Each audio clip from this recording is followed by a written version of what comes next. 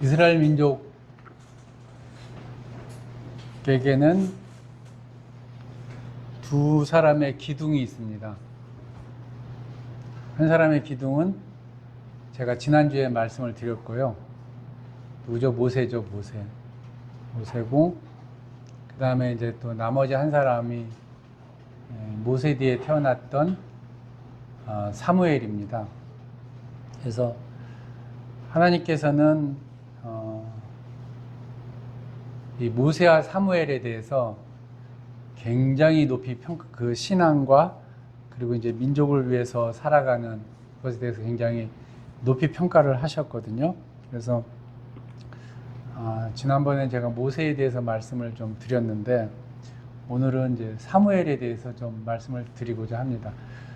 우리가 이제 그 성경 가운데서 사무엘 상에 보면은 사무엘에 대해서 얘기가 나와 있는데요. 사실 사무엘상에 나와 있는 사무엘은 사무엘이 기록한 그 시대에 대해서 나와 있기 때문에 그 사람의, 그러니까 그분의, 그 사람이죠, 사무엘에 대한 생애라든지 이런 것은 정확하게 알 수가 없습니다. 알 수가 없고 단지 이제 성경에 기록되어 있는 그 말씀을 통해서 우리가 좀 이제 유추를 좀 해볼 수가 있습니다. 자, 사무엘은 라마에 사는 레이지파 엘가나의 아들이었습니다. 이건 성경에 나와 있는 말씀이죠. 그 라마라는 뜻이 원래 높은 곳이라는 그 히브리어의 보통 명사입니다. 그래서 이스라엘 땅에 라마라는 땅이 되게 많아요. 그 베냐민 지파에 속한 땅에도 라마라는 그 지명이 있고요. 시므온 지파가 거주하는 땅, 아셀 지파가 거주하는 땅, 납달리 지파가 거주하는 땅에도 각각 라마라는 지명이 있습니다. 이게 높은 곳이라는 그 보통 명사이기 때문에 과연 이 모든 지파에 어느 곳에 거했는지는 이제 그 뒤에 말씀을 보면서 좀 우리가 찾아볼 수가 있습니다. 그 엘가나가 살았던 라마는 베냐민 지파에 속한 일반 성읍으로 그 남부 왕조 시대에는 국경선이 아주 인접한 곳이었습니다. 그리고 예수님 시절에는 이곳을 아리마대라고 불렀습니다. 자, 엘가나는 고핫의 아들 중 아론의 후손이 아닌 레위인이었으며 공교롭게도 광야에서 모세를 배반한 고라의 후손이었습니다. 그 모세가 광야에서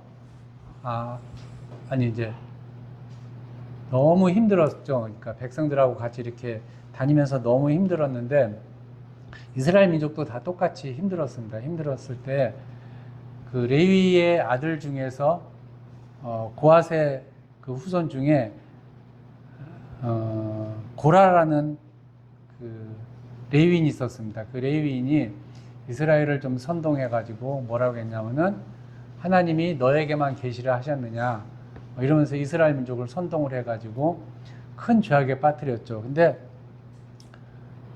고라는 죽었는데요. 하나님의 벌을 받아서 죽었는데 그의 아들들은 반란에 가담하지 않아서 죽지 않았습니다. 아들이 2명인가 3명인 것으로 알고 있는데, 그리고 훗날 성전 봉사의 중요한 부분을 담당을 합니다. 그래서 민수기서나 이렇게 보게 되면 민수기 26장 11절에 보면은 아버지의 죄악하고 상관없이 하나님 앞에서 큰 일을 하는 후손들로 남아있게 됩니다. 그래서 이제 가나안 땅에 이렇게 정착을 했을 때 그들은 에브라임 지파나 단 지파, 므낫세 반 지파의 레위인 거주 지역이 있거든요. 그곳에 거하게 되었습니다. 그러니까 에브라임 지파에 속한 세겜이나 게셀이나 깁사임이나 베토룬, 이것이 이제 여호수아에 이렇게 쭉 나오는 지명인데 아마 이 땅 어디에 거했을 것으로 보입니다. 근데 그 엘가나의 4대 조부인 숲이라는 사람이 있었습니다. 숲이었는데 숲이 제사장 거주지인 기브온과 게바 사이에 있는 곳으로 이주를 하게 됩니다. 그래서 사무엘은 나중에 성경에 보게 되면은 숲사람, 숲지방 사람이라고 이렇게 불리게 됩니다. 그러니까 숲이 이제 그 땅을 벗어나서 이제 이주를 한 거죠. 우리가 살다 보면은 이제 우리 조상들이 배분받은 땅이라든지 이런 쪽에서 떠나가지고 이제 이사도 하고 막 그러는데 아무튼 그래서 그의 4대 할아버지인 그 숲의 이름을 따서 그는 그 땅을 이제 숲지방이라 이렇게 불렀습니다. 숲 사람이 사는 땅. 그런 땅이라고 불렀는데요. 아무튼 이게 그 사무엘상이라든지 그 여호수아라든지 이런 쪽을 읽어보게 되면은 그 역대상하라든지 이렇게 역대상을 이렇게 읽어보면은 그 족보를 이렇게 쭉 따져봤을 때 그렇다는 겁니다. 자, 사무엘이 태어난 시대는 굉장히 암울했습니다.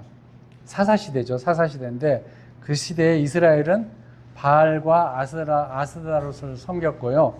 그리고 아람의 신들과 시돈의 신들과 모압의 신들과 암몬 자손의 신들과 모압 사람의 블레셋 사람들의 신들을 섬기고 여호와를 버렸습니다. 자, 이렇게 암울했던 시대였기 때문에 하나님께서 벌을 내려서요. 그 시대에는 어떠냐면은 요단 동쪽은 18년간 암몬 자손이 다스리게 됐고요. 그 다음에 요단 서쪽은 40년간 블레셋의 압제에 시달려야 됐습니다. 우리가 이제 이스라엘 지도를 보게 되면 어떻게 되어 있냐면요. 이제 이렇게 지도가 되어 있고 이게 지중해랑 접해 있죠. 해랑 접해 있고 그 다음에 이제 여기에 요단이 흐르고 그때 당시에 이제 이게 요단 동쪽입니다. 이게 요단강이고요. 근데 요단 동쪽에는 갓 지파가 있었고요. 그 다음에 르우벤 지파가 있었고요.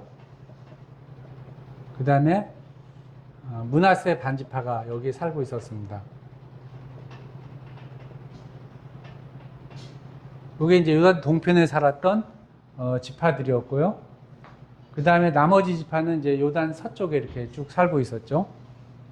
그리고 블레셋이 이제 여기에 이렇게 조그맣게 이제 이렇게 있었고요. 그 다음에 여기에 암몬 자손이 있었고, 이렇게 해서 있었습니다.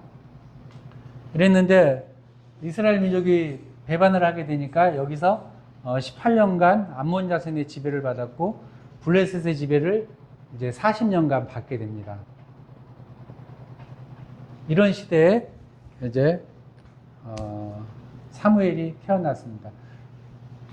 이 죄악이 너무나 관영하다 보니까 암몬 자손들이 어디까지 요단을 건너가지고 여기까지 이렇게 쳐들어오는 그러한 이제 험악한 시대였습니다. 이때 당시에. 자, 그리고 이 블레셋의 40년간은 사사시대 기간 중에서 가장 긴 기간입니다. 이렇게 오래된 기간 동안 이들은 블레셋의 지배를 받아야 했었습니다. 이런 죄의 심각성은 성소가 있는 중앙 성소가 있는 실로에까지 아주 만연했습니다. 이때는 대제사장 엘리와 함께 그의 두 아들인 홈니와 비느하스가 이 예배를 같이 주관하고 있었는데요. 홈니와 비느하스는 아주 불량자였습니다. 그들은 제사를 드리기 위하여 가져온 재물을 불법으로 취하였고요. 그리고 아주 있을 수 없는 일이죠. 회막문에서 수종 듣는 여인들과 동침했고요. 그리고 이들은 백성의 지도자임에도 불구하고 이와 같이 악의 본보기가 되어 있었습니다. 이들로 인해서 백성들은 이제 성막을 이렇게 봉사하고 이런 사람들이 이렇게 죄악이 만연하다 보니까 백성들도 똑같이 죄악을 범하고, 야, 하나님이 저런 사람을 벌하지 않는 것을 보니까 하나님이 없나 보다, 이렇게 하다 보니까 백성들도 이 성막에 오는 것을 별로 달가워하지 않았습니다. 그리고 성경 그 사무엘상 3장 1절에 보면은 하나님께서는 더 이상 이스라엘에게 계시를 하지 않았습니다. 이런 암울한 시대에 사무엘은 자식이 없었던 한나의 눈물 어린 기도로 탄생한 아들이었습니다. 그녀는 아들을 주시면 그의 평생을 하나님께 드리고 머리를 자르지 않겠다는 나실인의 서약을 하였습니다. 그리고 그 서약에 따라서 하나님께서 사무엘이라는 자식을 주었죠. 그래서 그 자식의 이름이 사무엘이라고 지었는데 이름이 뭐냐면은 하나님께서 들으신 바 되었다라는 뜻을 가지고 있습니다. 그리고 젖을 떼자마자 이때 대제사장이었던 엘리 앞으로 데려가서 그의 평생을 하나님 앞에 바칩니다. 자, 어려서부터 사무엘은 하나님의 성막에서 봉사하면서 중앙 성소에서 행하는 여러 가지 의식들을 접할 수 있었고요. 자주 드리는 희생과 예배를 접하게 되었습니다. 또한 성막에 있다 보니까 율법의 사본들을 항상 접함으로써 그것을 연구할 수 있었고요. 또 대제사장 엘리의 제자로 있으면서 최고의 그 당시로서 받을 수 있는 최고의 율법 교육을 받으면서 자랐습니다. 성경은 그 사무엘이 여호와 앞에서 섬겼다고 기록한 내용을 봤을 때요, 그는 공부 외에도 성막 주위를 돌면서 성막에서 그를 필요로 하는 일들이요. 그러니까 그는 이제 쉽게 말하면은 제사장이 아니었어요, 그죠? 제사장의 후예가 아니었기 때문에 성막에서 이제 아주 허드렛 일 같은 것을 많이 했었죠. 아침 일찍 일어나서 여호와의 집 문을 열고 청소하는 일을 했고요. 이게 이제 사무엘상 3장 13절에 나오는 말씀입니다. 나무를 제단에 나르는 일, 이런 것을 아마 했던 것으로 보입니다. 그런 일들을 위해 그는 성막 안에서 잠을 잤습니다. 사무엘상 3장 3절에 나오는 말씀입니다. 비록 성막에서 이러한 잡일들을 했지만은요, 그의 모친이 한나죠. 한나는 해마다 아들을 위해 일반 제사장이 입는 세마포 에봇을 지어서 입혔습니다. 한나가 그의 아들을 위해서 세마포 에봇을 지었다는 것이 성경에 나와 있습니다. 비록 멀리 있어도 그의 어미의 눈은 항상 그곳에 있었고, 그리고 머릿속에는 하얀 세마포 에봇을 입고 성막 주변을 이리저리 다니는 그러한 어린 사무엘을 상상하면서 아마 키웠을 것이라고 저는 생각을 합니다. 세마포 에봇은 원래는 제사장만 입는 옷이거든요. 근데 사무엘은 입을 수가 없는 옷인데 그의 어머니는 그렇게 그의 일생을 하나님 앞에 바치면서 그렇게 이제 자식을 위해서 살았던 것으로 보입니다. 그러던 중에 소년 사무엘에게 하나님이 나타나셨습니다. 성경에는 그 나이가 이제 몇 살인지를 기록하고 있지 않는데요. 요세푸스에 보면 그 나이가 이제 12살이라고 기록을 하는데, 아무튼 성경은 이제 중요한 내용만 기록하고 있으니까, 아무튼 그때 하나님께서 사무엘을 3번이나 부르죠. 첫 번째 불렀을 때 이게 이제 하나님께서 부르신 것이라고 생각하지 않고 대제사장 엘리가 부른 것이라고 생각해서요, 바로 대제사장 앞에 갑니다. 근데 내가 부르지 않았다 하니까 다시 들어가죠. 이것을 이제 3번이나 반복을 합니다. 당신이 나를 부르셨기로 내가 여기 있나이다 하고서 이제 말씀을 하시죠. 근데 이제 4번째 비로소 그를 부르시는 분이 그는 하나님인 줄 알았습니다. 그때 하나님이 들려주신 말씀이 이제 엘리 집안에 대한 저주였습니다. 그는 노 스승에게 하나님의 이상을 알리는 것이 많이 두려웠습니다. 그러나 엘리가 물어보자 그것에 대해 자세히 말하고 숨기지 않았습니다. 아무튼 그럼으로 인해서 그가 이제 하나님께 계시를 받는 그런 계기가 됐었습니다. 사무엘상 3장 19절에서 4장 1절에 보면은 이렇게 기록이 되어 있습니다. 사무엘이 자라매 여호와께서 그와 함께 계셔서 그의 말이 하나도 땅에 떨어지지 않게 하시니 단에서부터 부엘세바까지 온 이스라엘이 사무엘은 여호와의 선지자로 세우심을 입은 줄 알았더라. 사무엘이 말이 온 이스라엘에 전파되니라. 자, 사무엘에 대해서 한 일에 대해서 단지 이렇게 짧게 기록이 되어 있거든요. 근데 이 말씀을 가지고 우리가 많은 것을 상상할 수가 있습니다. 사무엘은 자라면서 본격적으로 하나님을 위한 사역을 시작합니다. 성경은 아주 간단하게 말하고 있으나 이 말씀 가운데 그가 얼마나 큰 수고를 했는지 우리가 잘 함축되어 있다는 것을 알 수가 있습니다. 자, 앞서도 말했듯이 이 시기는 죄악이 만연했던 그런 시기였습니다. 그리고 이스라엘의 최북단이 여기가 단입니다. 단에서부터 맨 아래쪽이 부엘세바입니다. 부엘세바까지 온 이스라엘이 하나님이 사무엘을 선지자로 세운 것을 알았다고 기록을 하고 있습니다. 자, 이때 당시에 단에서부터 부엘세바까지는 통신수단이 아마 변변치 않았을 것입니다. 자, 그리고 이때 당시에 이쪽 아래는 삼손이 사사로 다스리고 있었고요. 이쪽은 입다가 다스리고 있었고, 이쪽은 에브라임 지파가 다스리고 있었을 때입니다. 그러니까 실질적으로 이스라엘 민족은 이렇게 분열이 돼 있었어요. 사사들이 있었다고 하지만은 동시대 사사들이 이렇게 따로따로 있었기 때문에 실질적으로 여기서부터 여기까지 왔다 갔다 하는 그 통신수단이 별도로 있을 수가 없었거든요. 이런 시대에, 죄악으로 가득 찬 이 시대에 사무엘의 말이 선지자로서 제대로 이들에게 전파될 수가 없었습니다. 자, 그러면 이게 무슨 뜻이냐면요,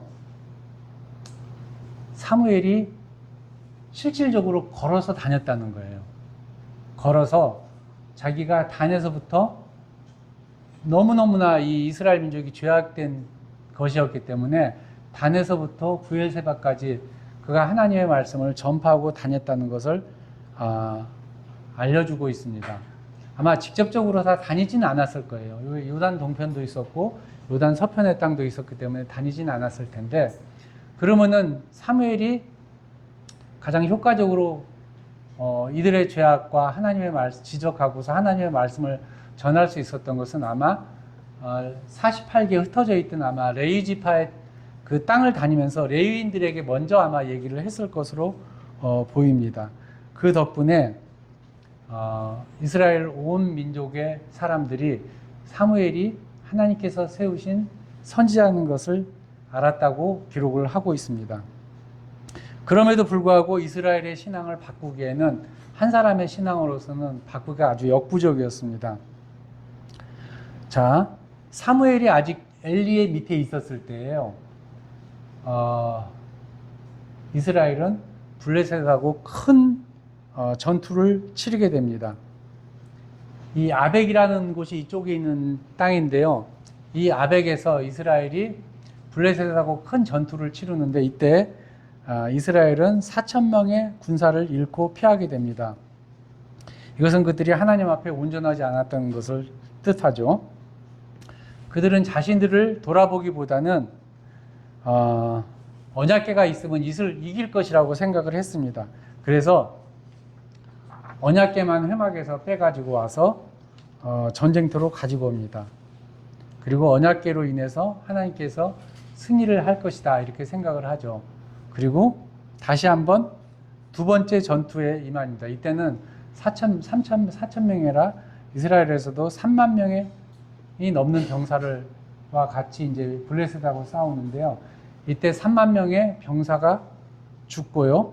그리고 홈리와 비느하스도 죽고 대제사장 엘리도 잃어버리는 큰 패배를 겪게 됩니다. 그리고 언약궤는 빼앗기게 되고요. 그리고 여기 실로는 중앙에 있는 성소인 실로는 파괴됩니다.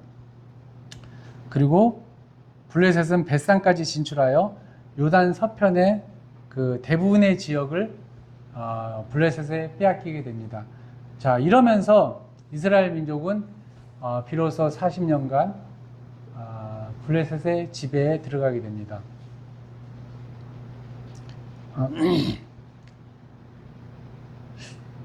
이 실로에 있는 모든 그 성소가 다 파괴가 됐다고 성경은 기록을 하고 있거든요. 자, 이들이 이제 어느 정도로 그 블레셋의 지배를 받게 되냐면요, 이스라엘 민족은 무기를 만들 수가 없습니다. 철을 쓸 수가 없어요. 철을 쓸 수가 없어가지고요, 농사를 지을 때도 또는 이제 그 철을 이제 이렇게 하면 벼려야 되잖아요. 날카롭게 벼려야 되는데 이 농기구도 아주 무딜 때까지 사용해서 벼리기 위해서는 블레셋 사람한테 달려가서 허락을 받아야지 될 정도로 아주 이렇게 완전한 지배를 받게 됩니다. 자, 이때 당시에 성경은 누구를 쫓아가냐 하면 언약궤를 쫓아가죠. 언약궤를 쫓아가기 때문에 사무엘의 사역에 대해서는 전혀 알 수가 없습니다. 기록되어 있지 않은데요. 이때 당시에 이렇게 암울한 시기에 사무엘은 세 가지 일을 했다는 것을 나중에 성경으로 확인을 할 수가 있습니다.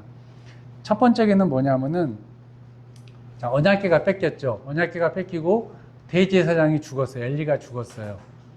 그랬을 때 제일 먼저 한 일은 뭐냐면요, 언약궤는 뺏겼지만은 성막의 나머지 부분들이 있습니다. 그 나머지 부분들을 실로가 블레셋에 빼앗겼기 때문에요, 그것을 가져와서 라마에 있는 자기 집에다가 옮깁니다.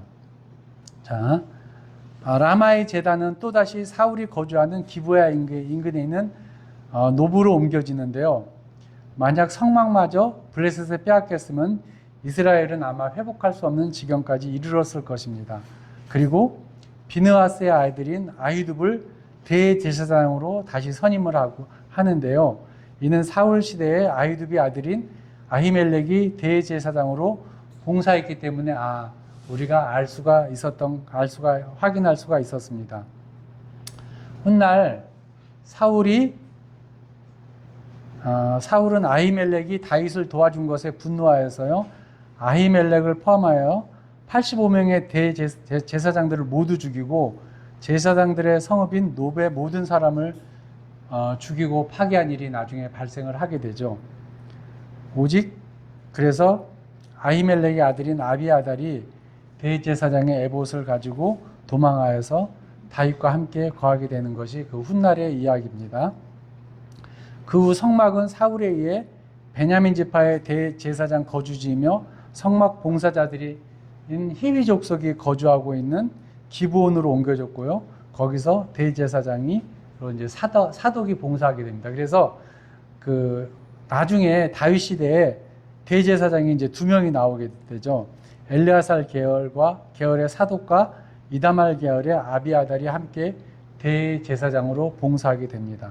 근데 솔로몬 때 아비아들이 쫓겨남으로 인해서 이다말 계열이 이제 끊어질 거고, 사독 계열이 이제 대제사장으로 봉사하게 되죠. 그래서 훗날 그 사독이 사두개인으로 이제 예수님 시절에 이제 시대에 나오게 됩니다. 이것이 이제 첫 번째 사무엘이 했던 일이고요. 두 번째 했던 일은 뭐냐면요, 하나님과 이스라엘 간의 회복을 위해서 신앙 회복 운동을 대대적으로 그가 일으킵니다. 자, 블레셋에 의해서 이스라엘 민족이 이방 민족의 지배를 받게 되죠. 이것은 하나님을 향한 신앙이 온전하지 않았기 때문이라는 것을 사무엘은 알았기 때문에요, 이스라엘 민족에게 대대적으로 신앙 회복 운동을 하게 됩니다. 어떻게 했냐면요, 그는 이제 그 엘리가 죽자 사사가디에서 신앙 개혁을 착수하게 됩니다. 개혁의 정점은 어디서 하게 되냐면은 산당에서 하게 됩니다. 나요시라고 기록을 하고 있죠. 선지자 학교라는 것을 지어가지고요. 선지자들을 양성합니다. 사무엘 때 보면은 이 나요시 나오고 그들이 하나님을 찬양하는 일들이 이제 여러 번 이제 사무엘 상에 이제 기록이 되어 있거든요. 자, 이제 이것을 어떻게 알 수가 있냐면요. 사무엘이 사울에게 기름을 부은 뒤에 사울을 향하여 뭐라고 얘기를 하게 되냐면요.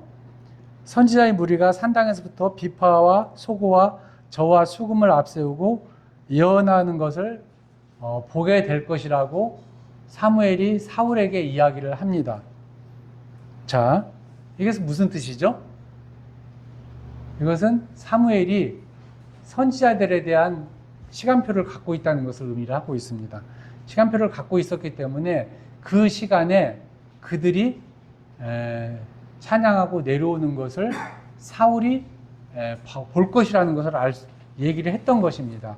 그래서 사무엘이 그들의 수업에 직접적으로 관여했다는 것을 이 얘기를 해주고 있습니다. 그리고 사무엘은 그들의 일종의 교장 선생님이었습니다. 수령이었죠. 수령. 그리고 사무엘은 이들을 양성해서요. 이스라엘의 각 지파에 보냅니다. 각 지파에 보내갖고 하나님의 말씀을 전달하는 임무를 하게 됩니다. 그는 혼자서 그 옛날 단에서부터 브엘세바까지 다녔는데요. 이것은 혼자서 하기엔 너무너무나 벅찬 일이었기 때문에요. 선지자 학교를 세워가지고서요. 그들을 직접 가르쳤고 그리고 그들에게 하나님 말씀을 계속 전파하게 했습니다. 대단한 일을 한 거죠. 이 일이 나중에 뒤에 이렇게 성경을 읽다 보면은요, 이들이 엘리야와 엘리사 시절에도 있었다는 것을 성경에는 보여주고 있고요. 이 일의 시작은 사무엘이 시작을 했던 것입니다. 자, 그는 이곳에서 하나님을 사모하는 사람들에게 율법과 찬양을 체계적으로 가르쳤습니다. 그리고 이것은 나중에 다윗에 의해서요, 제도권으로 흡수되어 성전과 예배에 봉사하는 자들로 발전하기에 이르릅니다. 그리고 훗날 왕국의 분열과 함께 제도권에서 분리된 이들은 다시 엘리야와 엘리사 시대에 다시 선지자 학교로 활성화되었을 것으로 보입니다. 아합의 국내 대신 오바다가 살려준 100인의 선지자들과 바알에게 무릎 꿇지 않는 자 7,000명이 모두 선지자 학교의 사람들일 것으로 보입니다. 그러니까 사무엘은 이스라엘의 신앙 부흥을 위해서 대단한 일을 많이 하셨던 것으로 성경에는 기록이 되어 있습니다. 우리가 이제 말씀 중에 이런 말씀이 있죠. 갈라디아서 6장 9절에 보면은 우리가 선을 행하되 낙심하지 말지니 포기하지 아니하면 때가 이름에 거두리라 하는 말씀이 있습니다. 그래서 한 사람의 이러한 선한 영향력이 이스라엘의 모든 사람들을 변화시켰던 것입니다. 자, 그래서 블레셋의 지배가 있었던 20년의 세월이 흘렀을 때 이스라엘에게 아주 놀라운 변화가 일어납니다. 그들은 미스바에 모여서 하나님을 위하여 금식하고 기도하는데요. 그들이 이제 모여서 기도하고 금식하니까 블레셋이 깜짝 놀랍니다. 깜짝 놀라고 그들이 블레셋 사람들이 어떻게 생각하냐면은 저들이 뭔가 또 도모하나 보다. 그래갖고 깜짝 놀라갖고 쳐들어옵니다. 그때 이스라엘은 블레셋의 모든 것을 빼앗겼는데요. 모인 백성이 뭔가 일을 꾸민다는 것, 그런 생각에 이스라엘을 다시 치러 왔던 것입니다. 이스라엘이 두려워하자 사무엘은 이스라엘을 위하여 어린 양을 취하여 하나님께 드리고 이스라엘을 위하여 부르짖고 기도를 하게 됩니다. 그러니까 하나님은 블레셋 사람에게 우레를 바라게 되고 그들을 어지럽히게 합니다. 그리하여 블레셋은 이스라엘에 패하게 되고요. 블레셋의 옛 땅인 에그론 인근까지 이스라엘을 블레셋을 몰아내게 됩니다. 이것이 바로 사무엘이 했던 첫 번째하고 두 번째 일이었고요.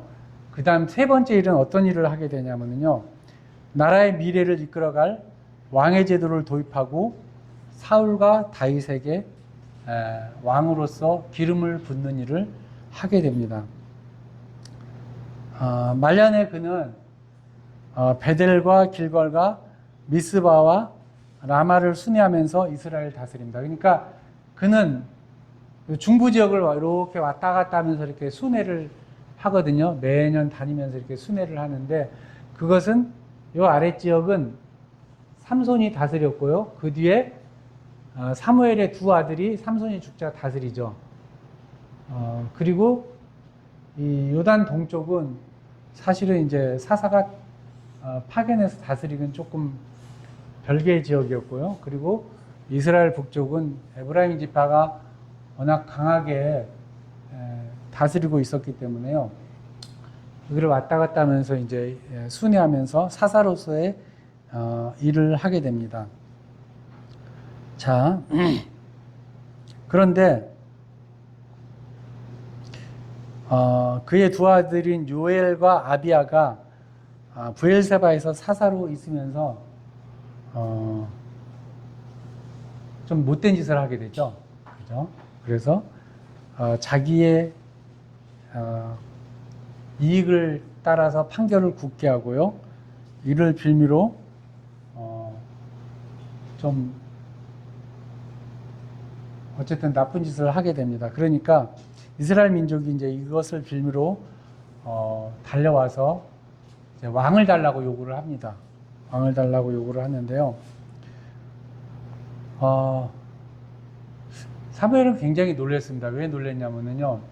우리의 왕은 하나님인데 왜 이들이 왕을 달라고 얘기를 할까? 그래서 참 많이 놀랐는데 이것을 가지고 그는 하나님 앞에 나아옵니다. 하나님 앞에 나오니까요. 하나님께서 뭐라고 하죠?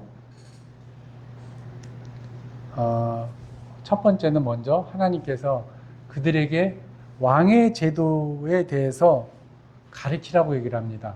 왕의 제도. 왕이 너희를 다스리게 되면은 이러한 일이 많이 발생을 할 것이니까 그래도 너희가 왕을 원하느냐고 물어봤을 때 이스라엘 장로들이 예, 괜찮습니다. 우리에게도 왕을 주십시오 하고서 얘기를 합니다. 그래서 사무엘이 하나님 말씀에 순종해서 사울을 왕으로서 기름 부음을 받습니다. 사울이 바로 왕이 되진 않았고요. 그가 블레셋과 싸우면서 왕으로서의 검증을 받자 사무엘은 그의 모든 백성들을 길갈로 모으고 거기서 이제 비로소 사울을 왕으로 기름 붓게 됩니다. 길갈에 모였을 때 왜 길갈에 모였냐면요. 길갈에서 갓 지파와 루벤 지파와 므낫세 반 지파 그리고 북쪽에 에브라임 지파하고 나머지 이스라엘 모든 사람들 유다 사람들까지 모두 불러가지고서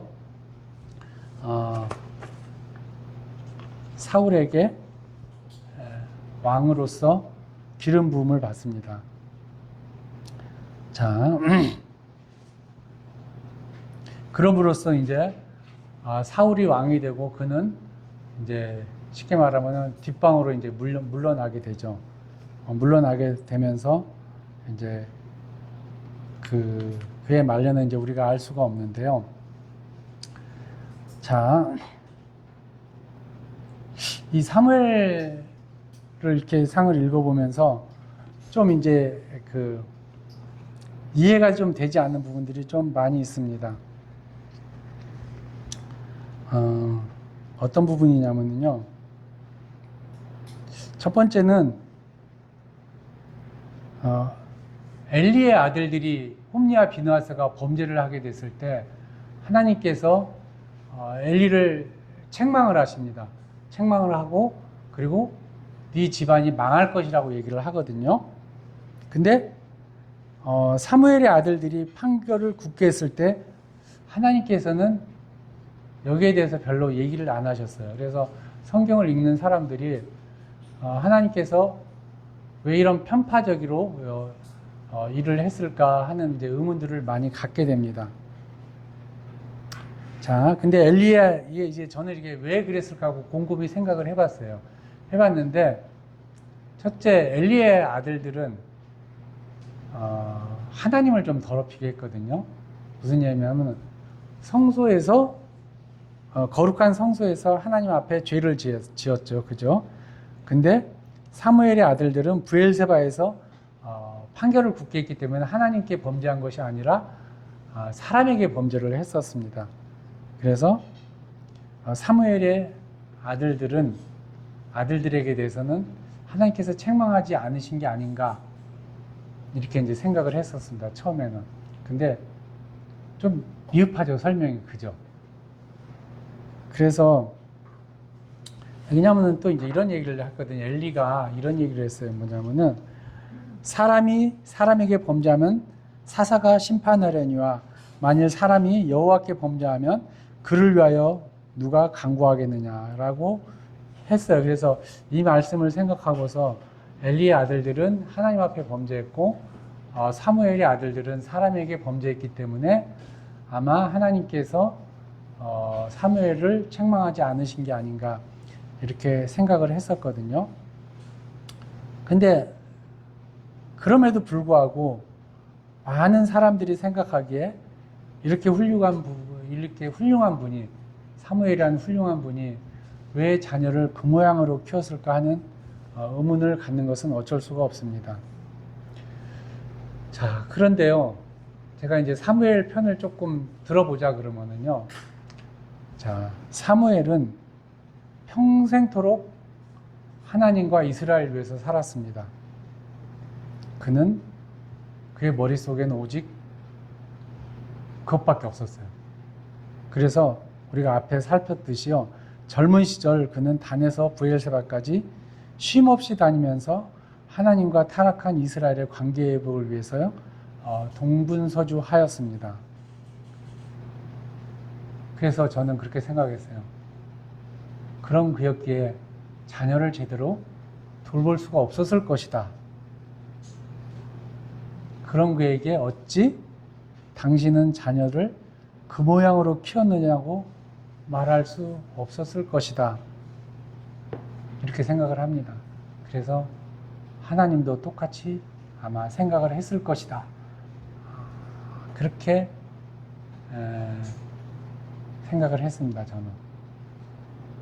자, 그 다음 두 번째, 이제 이 성경에, 여기 이제 사무엘상하라는 성경이 있죠. 여기에 주인공이 누구죠? 여기 주인공은 실질적으로 다윗입니다. 사무엘상은 다윗이 왕이 되기 전까지의 기록이고요. 사무엘하는 다윗이 왕이 된 이후의 기록입니다. 근데 이 성경을 다윗상서, 다윗하서 이렇게 기록하지 않고요. 이 성경을 사무엘상서, 사무엘하서라고 기록을 하였습니다. 저는 이것도 참 궁금했어요. 이 사무엘상 얘기하고 사무엘하 얘기는 물론 사무엘의 얘기도 나오고 사울의 얘기도 나오고 다윗의 얘기도 나오는데요. 결론적으로 누구를 쫓아가냐 그러면요, 다윗을 쫓아갑니다. 쭉 다윗을 쫓아가요. 제가 지금 사무엘에 대한 얘기를 쭉 했을 때 사무엘에 대한 기록은 없었기 때문에 이 성경 말씀을 쭉 보면서 사무엘이 이렇게 살았을 것이다 하고서 제가 유추를 했던 것이지, 이 성경으로서는 그것을 알 수가 없습니다.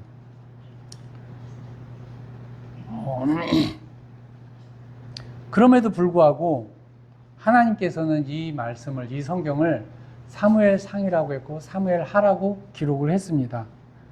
자, 이스라엘 민족의 기틀은 누구에 의해서 세워졌냐 그러면요, 모세에 의해서 세워졌습니다. 모세는 하나님 앞에 온전히 충성을 했었던 사람이죠. 그런데 이스라엘 왕국의 기틀은 누가 잡았냐 그러면은요, 사무엘이 잡았습니다. 성막과 제사장 제도를 회복했고요, 사무엘이요. 그리고 선지자 학교를 통해서 백성들의 의식을 개혁했고요, 후진 양성을 위해서도 힘을 쏟았습니다. 백성들이 왕을 달라고 했을 때 말씀을 따르지 않는 백성들에게 분노했어도요, 자신은 하나님의 말씀에 철저히 순종했었습니다.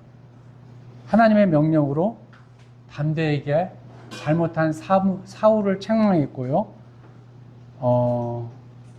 그럼에도 불구하고 남몰래 가서는 사울을 위해서 그를 용서해달라고 기도도 했습니다.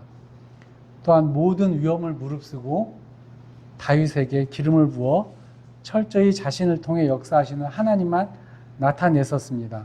그래서 그가 죽었을 때요, 온 이스라엘이 함께 애도했고요. 사울은 죽은 그를 음부에서 불러낼 정도로 그를 철저하게 신뢰했고 의지를 했었습니다.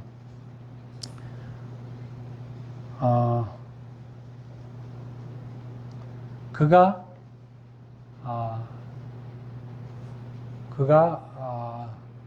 사울과 다윗에게 기름을 부어서 왕조를 세웠고요. 그리고 선지자 학교를 운영하는 등 그 왕조의 기틀을 세웠기 때문에요. 선지자 학교 출신 중 하나가 아마 이 성경을 기록해서 스승의 업적을 기렸을 수도 있었습니다. 그래서 아마 사무엘서라고 기록을 했었을 수도 있을 것입니다. 그렇지만은 하나님께서도 이것을 사무엘서라고 기록하는 것을 허락을 하셨습니다. 그는 이스라엘 가운데서 유일하게 선지자였고요. 그리고 제사장이었고 사사였습니다. 그러니까 혼자서 선지자도 했고 그 다음에 제사장도 했고요. 대제사장으로서 그 아론의 후손은 아니었는데요. 제사장도 했었고 그리고 일종의 왕이었죠. 재판관, 사사를 할 정도로 그 모든 역할을 감당했던 사람입니다. 하나님께서는 이 성경을 사무엘서라고 기록하는 것을 허락함으로 인해서 그를 이스라엘 가운데 굉장히 높이셨습니다. 예레미야서 15장 1절에 뭐라고 기록이 되어 있냐 그러면요, 이스라엘 민족이 굉장히 범죄를 하게 되죠. 범죄를 했을 때 하나님께서 뭐라고 얘기를 하시냐 그러면은, 모세와 사무엘이 내 앞에 있다 할지라도 내 마음은 이 백성을 향할 수 없다 하고서 기록을 하고 있습니다. 그러니까 무슨 얘기냐 그러면은, 이 백성이 너무너무나 큰 죄악을 저질러서 이들을 벌하려고 내가 결심을 했다. 결심을 했는데 모세하고 사무엘이 내 앞에서 기도를 하면은, 그럼에도 그렇게 할지라도 내가 이스라엘 백성에게 내렸던 내 그 분노의 마음을 거둘 수가 없다고 얘기를 합니다. 무슨 얘기냐 그러면요, 하나님께서는 모세하고 사무엘을 이렇게 높이 평가를 하셨던 거예요. 그 높이 평가를 하셨던 거고요. 그것은 모세하고 사무엘이 온전히 하나님과 마음을 합했고요. 평생 하나님과 민족을 위해서 중보하는 기도를 쉬지 않았다는 것을 인정했다는 것으로 우리가 알 수가 있습니다. 그래서 저는 사무엘을 오늘 이렇게 말씀을 준비하면서 그가 어떠한 사람이었는가 하는 것을 한번 말씀을 할 수 있어서 참으로 감사하게 생각을 합니다. 자, 이스라엘은 사무엘을 마지막으로 사사시대를 마감하고 본격적으로 왕정시대에 접어들게 됩니다. 하나님께서 이스라엘에게 왕을 허락하신 가장 큰 이유는 하나님만 섬기는 신정국가로 나아가기 위해서였습니다.